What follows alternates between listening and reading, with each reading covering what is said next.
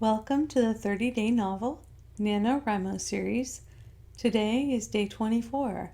My name is Lynn Johnston and I blog at writesmarternotharder.com.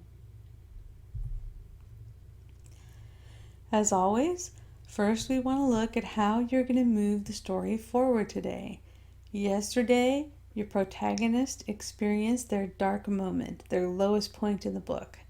Today, your protagonist is going to experience the shattering of this dark moment. This is the point where your protagonist and his or her allies are going to regain hope and rally to their cause once again. So this is a huge turning point in your story, not just in terms of the external plot, but in terms of the internal plot and in terms of your character's growth arc.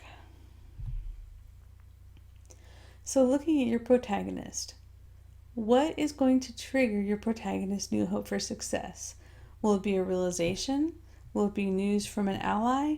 Will it be a change in his or her physical situation?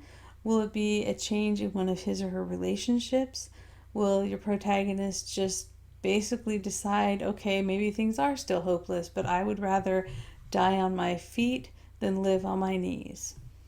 Whatever it is that you think would be the trigger for your protagonist turning that dark moment around and getting up and saying, I am going to defeat the antagonist and achieve my goal, or I am going to die trying. That's the level of determination you want to see from your protagonist going into the climax of your story.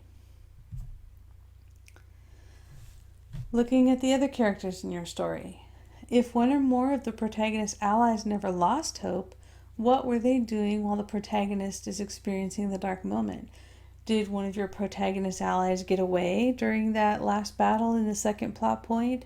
Has this protagonist ally been going around trying to gather up resources or find a way to convince the protagonist not to give up hope, or go and find something out that he or she can bring back to the protagonist and say, hey, it looks hopeless, but I found this chink in the antagonist's armor over here, and I think we should go for it.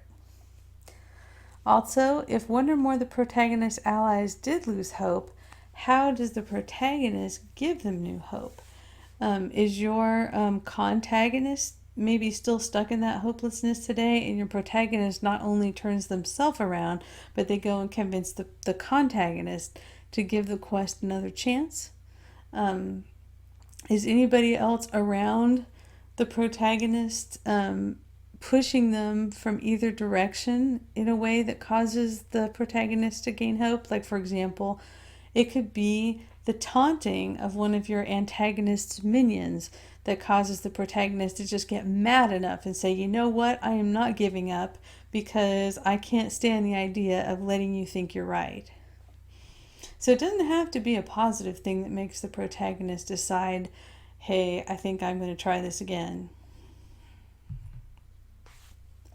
Looking at your story's conflict, do the protagonist and allies fight amongst themselves about whether this new hope is foolish?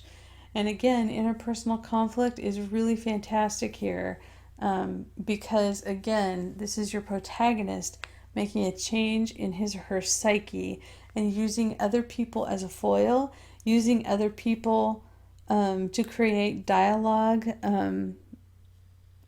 where they're arguing with the protagonist, gives you a chance to have your protagonist articulate their thoughts and their emotions to the reader by expressing them to one of the other characters in an interpersonal conflict. Also, you want to ask yourself, does this new hope drive the protagonist to start a conflict with the antagonist forces? It might or it might not yet. This is the point your protagonist is definitely deciding that they are going to try again. They may or may not actually start trying again, and that's up to you and your story. How big your climax is determines how soon you want to put the protagonist into it. In a lot of stories, the rallying point after the dark moment takes up at least a scene. It doesn't have to, again. It could just be a couple paragraphs in your story, depending on what kind of story you're telling. But it's probably going to be about a scene. Looking at your setting, Where is the protagonist when he or she regains hope? What is it in the setting that helps the protagonist gain hope? Is your protagonist shut in a jail cell and she looks out the window and she sees a butterfly, and it's her intense longing to be free, like that butterfly, that causes her to basically gather up all of her resources and muster some hope and try and escape? You could also look at obstacles that exist in the setting for the protagonist to overcome once he or she regains hope. Is your protagonist in a jail cell and she just regained hope? Well, now she's got to trick the guard or pick the lock or figure out how to dig her way out with a spoon or chisel away at the mortar between the cells so she can push a brick out, or she's got to get one of the other prisoners to help her. Now that she's regained hope, things are not easy. Hope does not conquer all. You have to do something with the hope in order to get out of your situation. And that's going to be what pushes your protagonist into the climax. So, even though your protagonist suddenly sees things in a better light, that doesn't mean that nothing interesting happens and there's no conflict during this rallying point. There absolutely has to be conflict.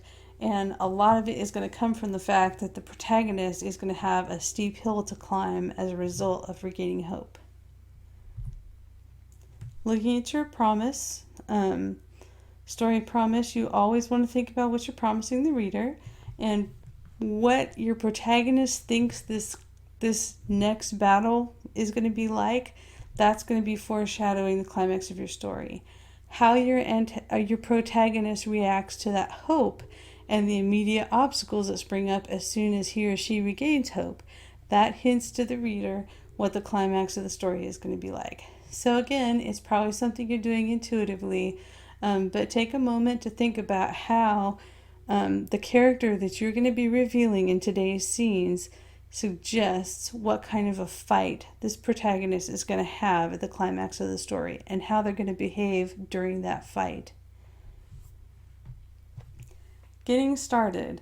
Always do your pre-writing ritual, do your pre-writing exercise, reread yesterday's work, and I just want to say you are almost there.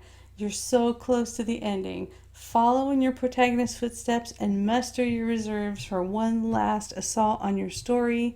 You've only got a few more days, and at the end of this, you are going to have a finished novel. After you write, please always celebrate your progress and prepare for tomorrow. Whatever you can do, if you think about what's going to happen tomorrow, and of course we all have other stuff that we're doing. Nobody is sitting around and writing their NaNoWriMo novel and having zero else to do on their to-do list. So whatever you've got to do, whether it's take care of the kids or go to work or help somebody out, whatever it is, think about how you are going to prepare your materials in your writing space and how you're going to schedule your time so that you are most likely to succeed in writing your words tomorrow. Thanks for hanging out with me today. Happy writing, and I'll see you tomorrow.